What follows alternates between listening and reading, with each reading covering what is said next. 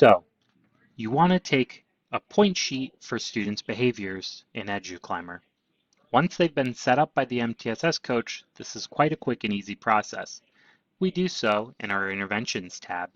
From here, we click Enter Point Scores, and we'll get a list for all the students who've been assigned to us for the day with their behavior tracking. This is all determined when the intervention is set up, what days of the week a student is measured on, what time of the day.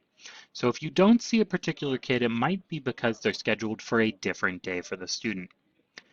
In here, when our student had their replacement behaviors to increase set up, we said we wanted them to interact appropriately with peers, raise hands to speak, follow classroom expectations, and appropriately gain attention from others.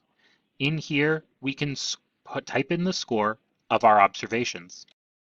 So we put the scores in for the number of times that we see these behaviors during our observation period. So if this student interacted appropriately with their peers 7 times during today's observation, we would put in a 7. Maybe they raised their hand 10 times. Maybe they followed class expectations generally really well throughout the class, so we're going to put a 10. And appropriately gaining attention from others, we only saw once. This will save as soon as you put the score in, and if you need to make a correction, you can simply type over this. Now let's say they did really well all across the board, and we want to quick enter those scores. We can just say the student got a 10 in all of these areas, and it will enter the scores appropriately.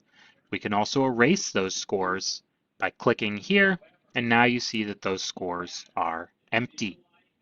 If you need to enter data from a past day, you can simply change the date and then enter the point sheet there, provided that the student was scheduled to have that check on that day. One of the really great things about this, which I'll show in a future video, is that as this information is scored, it makes a wonderful chart showing how this student replaced their behaviors from day to day in these areas.